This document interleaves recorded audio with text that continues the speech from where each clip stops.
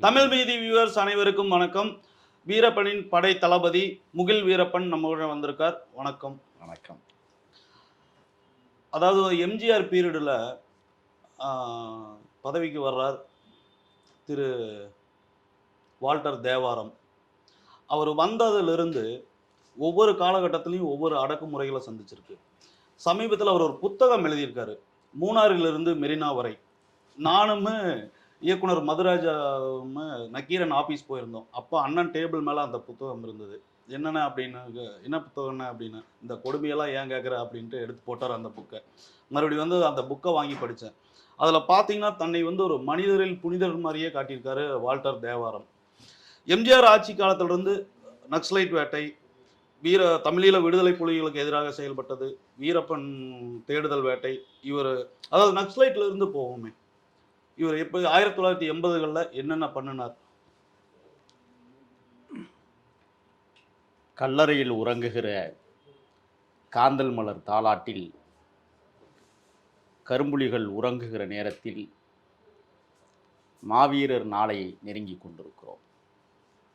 மகத்தான போர் மறவர்களை மண்ணிலே விதைத்துவிட்டு கண்ணீரோடு நிற்கிற சூழலில் அயோக்கியர்களை பற்றி பேசுவதற்காக நேரம் தந்திருக்கிறீர்கள். சரியான பொருத்தம்தான். 1980களில் புரட்சித் தலைவர் மாக்கோரா என்று சொல்லப்படுகிற எம்ஜிஆர் அவர்கள் தமிழீழ தாயகத்தினுடைய தேசிய தந்தையாக, தமிழீழத்தினுடைய தேசிய தலைவரால் அறிவிக்கப்பட்டவர்.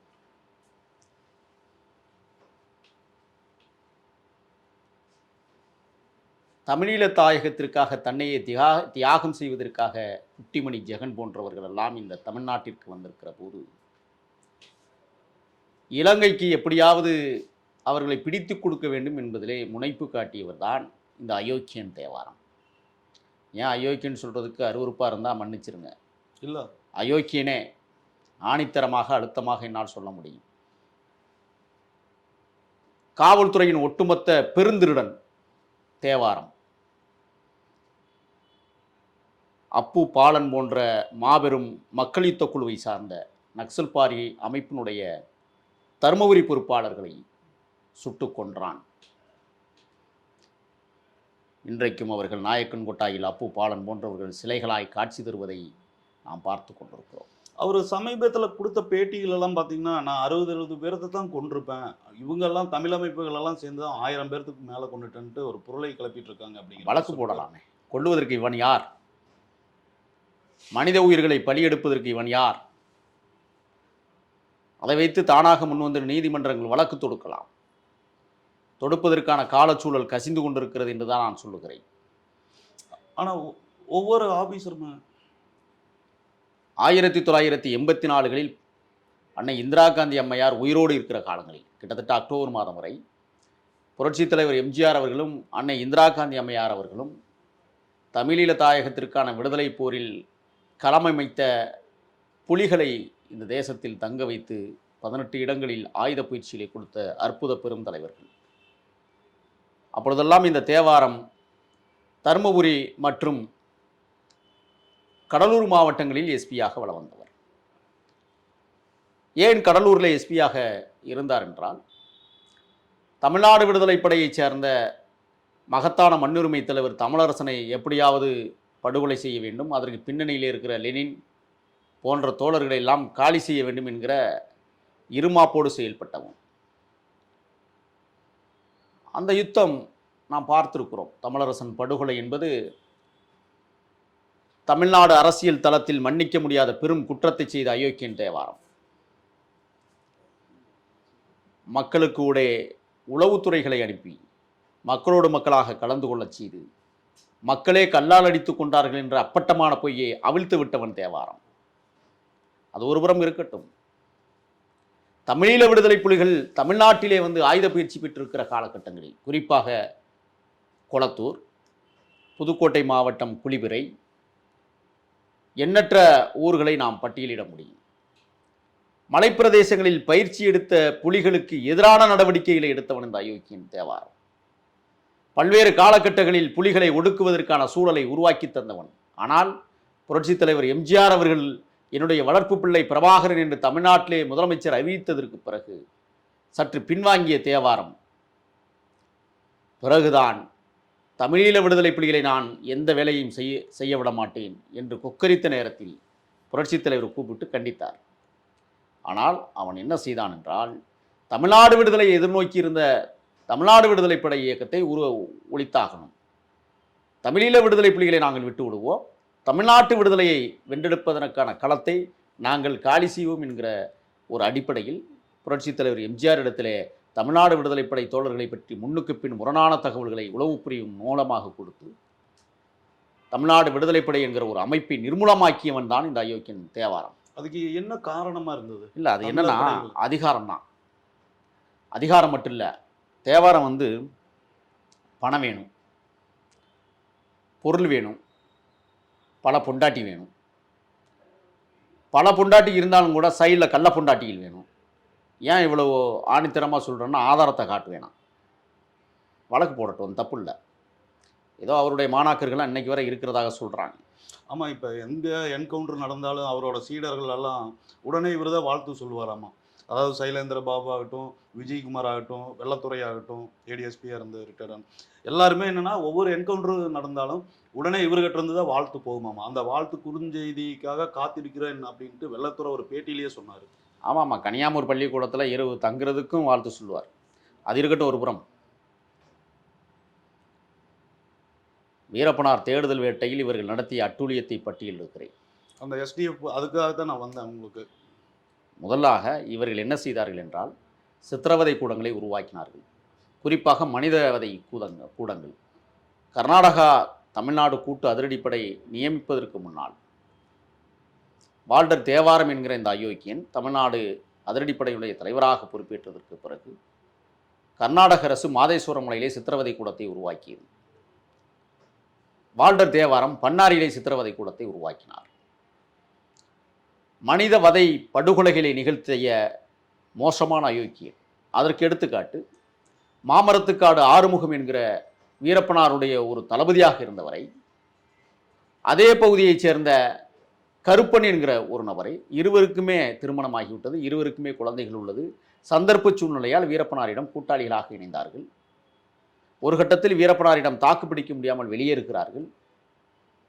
உங்களுக்கெல்லாம் தெரியும், நெருப்பூர் போன்ற பகுதிகளில், கோவிந்தபாடி பகுதிகளில், செங்கப்பாடி பகுதிகளில் தலைமறைவு வாழ்க்கையை நடத்தி கொண்டிருந்த ஆறுமுகத்தை குளத்தூர் தாலுகாவில் இருந்த ஒரு காங்கிரஸ் முக்கியமான ஒரு தலைவரின் மூலமாக ஆறுமுகத்தை சரணடைய வைத்து, ஆறுமுகம் அங்கே இருந்த ஆடுதிரடி கோபாலகிருஷ்ணன் என்று சொல்லக்கூடிய ரம்போ கோபாலகிருஷ்ணன் அவரிடத்திலே ஒப்படைத்து, ஆறுமுகத்தையும் கருப்புவையும் கொண்டு போய் பன்னாரி முகாமிலே 6 மாத காலம் வைத்து சித்திரவதை செய்து காட்டுக்குள் ஓடவிட்டு சுட்டு கொன்ற அயோக்கியன் 150 பேரை சுட்டு கொன்றதாக அறிவித்திருக்கிறான். இவன் மீது வழக்கு போடலாமே, என்ன தப்பு இருக்குது? நான் என்ன கேட்குறேன்னா, தவறு செய்யாதவர்கள் எவரும் இல்லை, கொடுமையான தவறுகளை செய்யக்கூடியவர்கள் இருக்கிறார்கள். சட்டம் எதற்கு இருக்கிறது? நீதிமன்றங்கள் எதற்காக இயங்குகிறது? காவல்துறை எதற்காக நியமிக்கப்பட்டிருக்கிறது? ஆக இவர்களுக்கு வலிக்குமா? என்ன விடயம்னா, எம்ஜிஆர் மறைவிற்கு பிறகு தேவாரம் ஏதோ இவர்தான் முதலமைச்சர் கனவுல இருந்தார் போல. அன்றைக்கு இருந்த காலச்சூழலில் ஜெயலலிதா, ஜானகி என்ற 2 பிரிவு அணிகள் உருவாகிற போது தேவாரம் முக்கிய பங்கு வகித்தார்.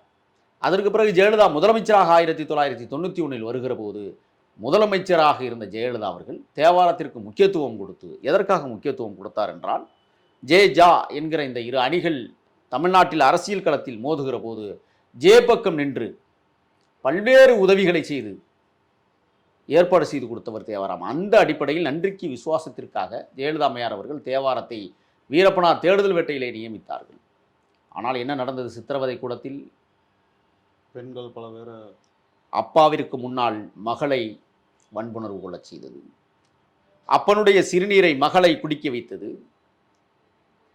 மகனுடைய சிறுநீரை தந்தையை குடிக்க வைத்தது, தம்பியை விட்டு அண்ணனை அக்காவை வன்புணர்வு கொள்ளச் செய்தது, அண்ணனை விட்டு மகனை விட்டு அம்மாவை வன்புணர்வு கொள்ளச் செய்தது. இது காலத்தின் மிகப்பெரிய கொடுமை. நான் சொல்லல, சதாசிவம் கமிஷன் சொல்லுகிறது. வாச்சாத்தியிலே ஏரிக்கரைக்குள் கொண்டு போய் 18 அப்பாவி மலைவாழ் மக்களை கொண்டு போய் சீரழித்த கொடுமைக்காரன் தேவாரம். தேவாரம் எம்ஜிஆர் பேர்லயே இப்போ இருக்கிற மெரினா பீச்சில் வந்து ஒரு 250 குடும்பங்கள் எல்லாம் இருக்கு. அதையெல்லாம் ஃபர்ஸ்ட் காலி பண்ண வச்சிருக்காரு. அதாவது எம்ஜிஆர், கருணாநிதி, ஜெயலலிதா எல்லா ஆட்சி காலத்துலையும் ராஜ வாழ்க்கை வாழ்ந்திருக்காரு தேவாரம். என்ன காரணம் ஒவ்வொரு ஆட்சி காலத்துலையும்? அதாவது என்னன்னா, அதான் அதிகார துஷ்பிரயோகம்னு சொல்லுவாங்க. அதிகார மையத்தில் இருக்கக்கூடியவர்கள் அளந்து பணி செய்ய வேண்டும். அதிகாரத்தை மீறுகிற போக்கை கையிலே எடுத்துக்கொண்டதால் பூர்வீக குடிகளாக இருந்த குப்பத்து மக்களை வெளியேற்றுவதில் அக்கறை கொண்டு அனைத்து திராவிட இயக்கங்களும் ஆண்டு கொண்டிருந்த அனைத்து திராவிட இயக்க தலைவர்களும் சேரி என்று சொல்லக்கூடிய குப்பத்து மக்களை அப்புறப்படுத்தி விட்டு கோபுரங்களை உருவாக்குவதற்கு வந்தேரிகளை இடம் அமைத்து கொடுத்தார்கள். ஏன்னா தேவாரம் தமிழர் இல்லை, தெரியும் மூணார்காரர். அப்போ தேவார அந்த உணர்வு வேணும். தமிழர்கள் யார், தமிழ் தேசியம் என்றால் என்ன, தமிழ் தொன்மை என்ன, தமிழருடைய வரலாறு என்ன, அவருடைய பண்பாடு என்ன, கலாச்சாரம் எவ்வாறு பாதுகாக்கப்பட்டிருக்கிறது என்பதையெல்லாம் அறியாத தெரியாத ஒரு அதிகாரி இந்த மட்டத்திலே வந்து வேலைக்கு அமர்த்தினால் கேனத்தனமாக தான் வேலை செய்வாங்க. அப்போ அதனுடைய வெளிப்பாடு தான் பூர்வீக குடிகளாக இருக்கிற குப்பத்து மக்களை அப்புறப்படுத்தி செம்மஞ்சேரியிலே கொண்டு போய் தள்ளினார்கள். நமக்கு தெரியும். வியாசர்பாடியில் என்ன செய்தார்கள், பர்மா தமிழர்களை கொண்டு வந்து திணித்தார்கள். அங்கே இருக்கிற ஏரிக்கரையை நாசம் செய்துவிட்டு ஏரியை தூத்து விட்டு அங்கே பர்மா தமிழர்களை கொண்டு வந்து நியமித்த பெருமை எல்லாம் இந்த திராவிட இயக்கத்திற்கு உண்டு. நாம் அதற்குள் சென்றால் 1000 விஷயங்களை பேசலாம். அது மட்டும் இல்லை, தேவாரம் அவர்கள் வீரப்பனார் தேடுதல் வேட்டையில் அவர் செய்த கொடூரத்தின் உச்சம் ஒன்றே ஒன்று சொல்லுகிறேன், இன்றைக்கும் சாட்சியாக இருக்கிறது. மேட்டூர் வட்டம் குளத்தூர் தாலுகா பெரியதண்டா என்கிற ஒரு கிராமத்தைச் சேர்ந்த தங்கம்மா, கணவனை இழந்த கைம்பெண், ஒரே ஒரு ஆண் குழந்தை, பார்ப்பதற்கு கருப்பாக இருப்பார். ஆனால் இப்பொழுது அவர் வயதாகி விட்டது அந்த அம்மையாருக்கு. 26 வயதில் கணவனை இழந்த அந்த தாயை வீரப்பனாருடைய தம்பி அர்ஜுனனோடு கள்ள உறவு வைத்திருந்ததாக பொய்யான ஒரு குற்றச்சாட்டை சொல்லி ஆடுதிரடி கோபாலகிருஷ்ணன் இடத்திலே உத்தரவிட்டு அந்த தாயை தூக்கி கொண்டு போய் பண்ணாரி முகாமிலே வைத்து பொண்டாட்டியாகவே வாழ்ந்தார் என்பதற்கு சாட்சி இன்னமும் அந்த தாய் உயிரோடு இருக்கிறார். நான் சொல்லவில்லை, அந்த தாய் சொல்லுகிறார். அப்போ இதுக்கு பேர் என்ன? இன்னமும் உனக்குலாம் சாவு இல்லைன்னு சொன்னால் என்ன காரணம் நீங்கள் நினைக்கிறீங்க? இல்லை, இன்னைக்கு சின்ன வயசில் நான் சொல்கிறேன், சின்ன வயசில் இந்த பதவிக்கு வந்த உடனே ஏன் காடுகளில் மானடித்து திங்காத கூட்டமாக வாழ்கிற தேவாரம் கூட்டம், அவருக்கு கீழே இங்கே ஆடுதிரடி கோபாலகிருஷ்ணன். எதுக்காக ஆடுதிரடின்னு மக்கள் பேர் சூட்டினாங்க? அப்படி இல்லை, மலைகளில் வந்து மலைப்புறங்களில் கோவை, பொள்ளாச்சி போன்ற பகுதியில் இருக்கிற மிக ஜமீன்தார்கள் 1000 ஆடுகள் 2000 ஆடுகளை வளர்க்க விடுவார்கள் காடுகளில். அதற்கு கிட்டத்தட்ட ஒரு 4 பேர் 5 பேரை நியமிப்பார்கள். அவர்களுக்கு ஆண்டிற்கு 4 ஆடு தான் சம்பளம். 4 ஆடை நீ எடுத்துக்கப்பா, நீ மேய்ச்சி சரியாக பார்த்துக்கோ. அலங்காட்டிற்குள்ள ஆடு மாடுகள் மேய்க்கிற போது சிறுத்தைகளிடம் புலியிடம் இன்னும் பிற கொடூரமான விலங்குகளோடு பாதுகாத்து அந்த ஆடுகளை மேய்ப்பது என்பது சாதாரணமான விடயம் அல்ல. ஆனால் கூலிக்காக, அன்றாட தேவைக்காக வேலை செய்கிற அந்த கூலி ஆட்கள் மேய்க்கிற ஆட்டை 4லேருந்து 8 ஆட்டை ஒரு நாளைக்கு தூக்கிட்டு வந்தால் அது என்ன ஆகும்? முதலாளிக்கு யார் பதில் சொல்லுவது? கம்பீரமாக கராத்தே பயின்றுக்கிட்டு திங்கிறதுக்கு எதுவுமே கிடைக்கலன்னு அவன் மேய்க்கிறவன் ஆடை திருடிக்கிட்டு வந்து தின்னா அதுக்கு பேர் என்ன? வாழ்டர் தேவாரம் தின்னவன், கோபாலகிருஷ்ணன் தின்னவன். அதனால தான் ஆடு திருடி கோபாலகிருஷ்ணன் பேரே வச்சாங்க. அப்போ அந்த ஆடுகளை திருடி தின்னு கொடுத்த கூட்டம் இந்த அதிரடிப்படை என்ற அட்டூழியப்படை. சந்தனக்காடுகளில் இவர்கள் சங்கமித்த காலத்திலிருந்து கொடூரமான குற்றங்களை செய்துதான் இங்கே வந்தார்களே ஒழிய அங்கே இருக்கிற அப்பாவி மக்களை சொல்ல முடியாத துயரங்கள். பறவை மாதிரி கட்டி விட்டு இடுப்பில் 50 கிலோ கல்லை கட்டி தொங்க விட்ட கொடூரம். ஒரு நீர்த்தேக்க தொட்டியில் உள்ளே இறக்கி 3 நாளைக்கு நிப்பாட்டி கழுத்தளவு தண்ணியில் சிறுநீர் பெய்தாலும் மலம் கழித்தாலும் அந்த தண்ணியை குடிக்க வைத்த கொடுமை. சிறுநீரகத்திலே மின்சாரம் பாய்ச்சியது, பெண்களுக்கு மார்பகங்களிலே மின்சாரம் பாய்ச்சியது, மூக்கிலே கிளிப்பு மாட்டினார்கள், காதுகளில் கிளிப் மாட்டி மின்சாரத்தை திரித்தார்கள். இந்த வன்கொடுமைகளுக்கெல்லாம் ஒட்டுமொத்த ஆசானாக விளங்கியவன் இந்த தேவாரம். அப்புறம் இது சொல்லுவாங்க, ஜெயலலிதாவோட வளர்ப்பு மகன் சுதாகரன் கல்யாணத்தில் பட்டு வேட்டி பட்டு சட்டை போட்டு லத்தி கொண்டுட்டு வந்து முன்னாடி அந்த ஊர்வலத்தில் முன்னாடி வந்தது வால்டர் தேவாரம்னு சொல்லுவாங்க. அதான் ஜெயலலிதாவினுடைய முதல் அடிமை வால்டர் தேவாரம். அவர் என்ன காவல் பணியை செஞ்சாரா? இல்லை, ஜெயலலிதாவுடைய வீட்டு பணியை செய்தவர். அதில் லட்சக்கணக்கில் சம்பளம் வாங்கி கொடுத்த கொழுப்பு ஏறி போய் தான் அதிமுக ஆட்சியில் இவர் ஆடிய ஆட்டத்திற்கு அளவே இல்லாமல் போனது. வால்டர் தேவாரம் நீதிமன்றங்களில் தண்டிக்கப்படக்கூடியவர். அது மட்டுமல்ல, சட்டத்தின் முன் நிறுத்தி கொடூர தண்டனை கொடுக்க வேண்டும். ஆனால் ஆனால் இன்றைக்கும் மேற்கு தொடர்ச்சி மலை காடுகளை ஒட்டியிருக்கிற தாமரைக்கரை, தட்டக்கரை, பெச்சிலிட்டி, தேவர்மலை, மடம், மணியாச்சி பள்ளம், பெரிய தண்டா, சிறிய தண்டா, நாயக்கன் தண்டா, நீதிபுரம், கல்மண்டிபுரம் போன்ற பல்வேறு இடங்களில், அது மட்டுமல்ல மாதேஸ்வரமலை, ஒடுக்காப்பள்ளம், செட்டிப்பட்டி, கோட்டையூர், கருங்கலூர், கோவிந்தப்பாடி, கோபிநத்தம், செங்கப்பாடி போன்ற பகுதிகளில் இவர்கள் ஆடிய ஆட்டத்திற்கு அளவில்லாமல் 1000 கணக்கான பெண்கள் தன்னுடைய வாழ்வை இழந்து நிற்கதியாக நின்று கொண்டிருக்கிறார்கள். இன்றளவும் நடக்க முடியாத பிணங்களாக மாறியிருக்கிறது மனித சமூகம். ஆக அது எல்லாத்திற்கும் பின்னணி காரணமாக, மூல காரணமாக அமைந்தவர் தான் வால்டர் தேவாரம். 1997 இவர் ரிட்டையர்ட் ஆகிறாரு வால்டர் தேவாரம். இவர் வீரப்பனை பிடிக்கிறதுக்கான தனிப்படை அமைச்சு பல முயற்சிகள் மேற்கொண்டார். ஏன் அந்த முயற்சிகள் தோல்வியிலேயே முடிஞ்சது வால்டர் தேவாரத்துக்கு? முதல்ல 36 ஆண்டுகள் வீரப்பனார் காடுகளில் வாழ்ந்தார். 6000 சதுர கிலோமீட்டர் பரப்பளவு கொண்ட வானாந்திர காடுகள், 3 மாநிலங்களை முத்தமிட்டு கொண்டிருக்கிற காடு. அந்த காட்டிற்குள்ளே முதல்ல இந்த தேவாரம் என்ன பண்ணுவார்னா, முதல்ல 6 கிலோமீட்டர் உள்ளே போவாங்க. காலையில் ஒரு 7 மணிக்கு நடக்க ஆரம்பித்தாங்கன்னா 11 மணிக்கு 7 கிலோமீட்டர் நடந்துருவாங்க. மலை ஏறுவது அபூர்வம். ஏறினா ஒரு 10 பேர் ஏறுவான், இறங்கும் போது தாளிச்சிடும், நாக்கு தள்ளிடும். திருப்பி அதே 7 கிலோமீட்டர் வர்றதுக்கு ஒரு 3 மணி நேரம். இங்கேருந்து ஏறி போய் 11 மணி ஆயிரும், வெயில் ஆயிரும். எங்கனையாவது மர நிழலில் படுத்து தூங்கிவிட்டு கொண்டு போன கொஞ்சம் கொஞ்சம் சாதத்தை சாப்பிட்டுட்டு, சாப்பாடை சாப்பிட்டுவிட்டு திருப்பி 3 மணிக்கு இறங்க ஆரம்பித்தாங்கன்னா 6 மணிக்கு வீடு வந்துடணும். ஆனால் வீரப்பனார் அப்படி அல்ல. 6 கிலோமீட்டர் 7 கிலோமீட்டர் இல்லைனா அவர் தங்குவதே கிடையாது. 30 கிலோமீட்டர் 40 கிலோமீட்டர் அந்த பக்கம் இருப்பாங்க. நீங்கள் இங்கே தேடிட்டு போனீங்கன்னா எதை கண்டுபிடிப்பீங்க? மரங்களை பார்த்துட்டு திருப்பி யானை சாணத்தை தான் கண்டுபிடிச்சிருப்பாங்க அவங்க, அல்லது கரடி விட்டைன்னு சொல்லுவாங்கள்ல, அதை தான் இவங்க கண்டுபிடிச்சிருப்பாங்க. என்றைக்கு இவர் கண்டுபிடிச்சிருக்கிறாரு? ஓசி சம்பளம் வாங்கி தின்னு கொளுத்த கூட்டம் இந்த கூட்டம். கிட்டத்தட்ட 10 ஆண்டுகளுக்கு மேலாக வீரப்பனாரை தேடுகிறோம் என்கிற போர்வையில் கோடிக்கணக்கான ரூபாயை செலவழித்து கொட்டி தின்னு தீர்த்த கூட்டம் தான் தேவாரம் கூட்டம். அதனால் ஒரு நாளும் வீரப்பனாரை அவர்கள் காலத்தில் தொடக்கூட முடியவில்லை. இவர் காலத்தில்தான் சுரக்காய்மடு சம்பவத்தில் 22 அப்பாவி தமிழர்கள் படுகொலை செய்யப்பட்டதற்கு காரணமானவர்கள். ஆடுதிரடி கோபாலகிருஷ்ணனுடைய கவடுகள் கிழிக்கப்பட்டது அங்குதான். தேவாரம் காலத்தில்தான் அப்பாவி மக்களை, ஆடு மாடு மேய்த்த மக்களை சித்திரவதை மட்டுமல்ல, பச்சை உடை உடுத்தி அரசுக்கு கணக்கு காட்ட வேண்டும் என்பதற்காக அப்பாவி தமிழர்களை கொண்டு போய் அளவெடுத்து பச்சை உடை உடுத்தி காட்டுகளுக்குள் ஓடச் சொல்லி சுட்டு வீழ்த்தி கணக்கு காட்டிய பெருமகன் இந்த தேவாரம். தேங்காய்க்கு பெயிண்ட் அடித்து வெடிகுண்டுன்னு காட்டின கூட்டம் அது தெரியுமா உங்களுக்கு?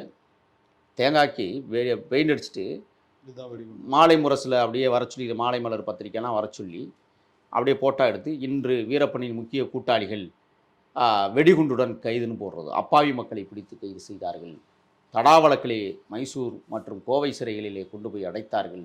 சேலம் மத்திய சிறையிலே நூற்றுக்கணக்கான தமிழர்கள் இது போன்ற பொய்யான குற்றச்சாட்டுகளை சுமத்தி சிறையில் அடைத்து தள்ளினார்கள். இந்த பெருமையெல்லாம் இந்த தேவாரத்துக்கு தான் சேரும். இது மனித பிண்டம்.